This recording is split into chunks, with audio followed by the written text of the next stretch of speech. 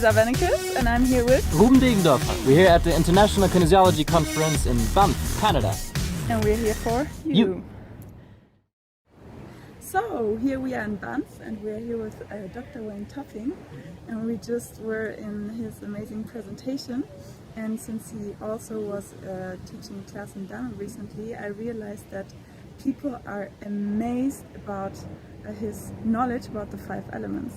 So we figured we're going to use this opportunity to get more of his amazing knowledge about the 5 elements out there to you, and do that with a little game. So we're going to give Dr. Wayne Topping an element, and he will just give you what comes to his mind. So are you ready? I'm ready. I start. Fire element. Fire element, well, one of the meridians up there is heart. And in Touch for Health, we have just one muscle for heart meridian, which is subscapularis, but a lot of my training was in biokinesiology, so 54 different muscles, tendons, and ligaments, all associated with heart meridian. And medical people know this, because one of them, for example, put the arms like this and push straight out. When that unlocks, that's angina. Medically, you have pain there, it means insufficient blood flow through the heart. When we do that check, pushing straight out, not down and out, not up and out, but straight out, associated with the heart. I can point into the top of the head, say secure, that'll lock it, which confirms we're dealing with heart meridian. I track down the specific emotion, correct that balances out the muscle, the pain disappears, heart is happy because it has blood supply. Well, so now that we have a happy heart, what about fears? What comes to Fears? mind? Well, I mean, when you look at people with chronic fatigue, fibromyalgia, the major problem is intense fears, anxieties. And what that does, it cripples the bone marrow. Once the bone marrow is crippled, then the T cells, the B cells, the primitive immune system cells are not being produced, so you have a compromised immune system, and then you end up with lots and lots of allergies. They go into environmental illness, universal reaction.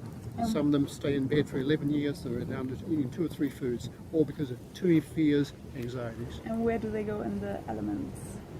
Where do they go in the elements? Yeah. Well, what they need to do is recognize that they need to get rid of all those fears and anxieties and just peel them off one by one. Okay. And stop being perfectionists, because if they're perfect and trying to do everything, they're going to have problems. Tell us something about the liver. Liver? Well, that's what I talked about today, because in Chinese acupuncture, traditional medicine, they associate anger with liver. And I certainly see that when I'm working with people who smoke cigarettes, because if they get angry, suddenly they need to smoke cigarettes to shift that liver energy. But a lot of my training was in biokinesiology.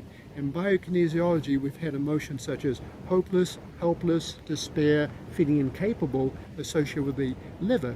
And for most people that wouldn't make sense. But if you look at a lot of the literature from the medical community and from psychotherapeutic community such as Lawrence Lashan, a lot of them say that the emotions of despair, hopelessness, helplessness are associated with the liver, and a lot of other people show this correlation between, cancer, and this correlation between liver and cancer.